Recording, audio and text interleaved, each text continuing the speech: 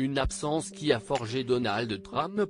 Depuis son élection à la Maison-Blanche en 2016, nombreux ont été les portraits faits du président américain, personnage public depuis de nombreuses années connu pour ses affaires dans l'immobilier, ses golfs, ses villas de luxe, son argent, ses émissions de télé-réalité mais aussi, pour les jolies filles qu'il fréquente.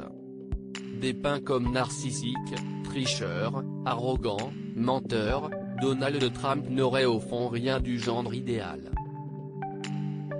Et si est-il sa nièce Mary Trump qui le dit, dans son livre Trop et jamais assez.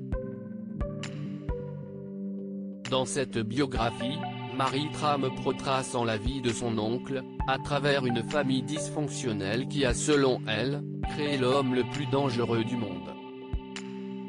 L'occasion pour elle d'évoquer une période quelque peu traumatisante pour le jeune Donald, alors qu'il n'était âgé que de 3 ans.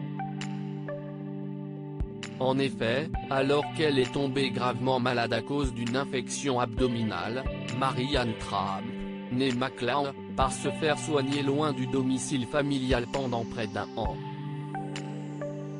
Une position intenable, durablement traumatisante qu'il surmonte par de puissants mécanismes de défense, rapporte Point de vue.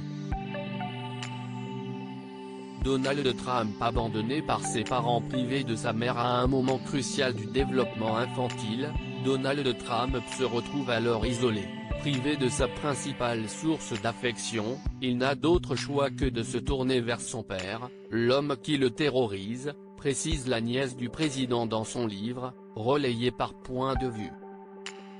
Un père, dont il endossera selon sa nièce le caractère, agressif, arrogant et irrespectueux pour selon elle, masquer sa vulnérabilité face à l'abandon de ses parents.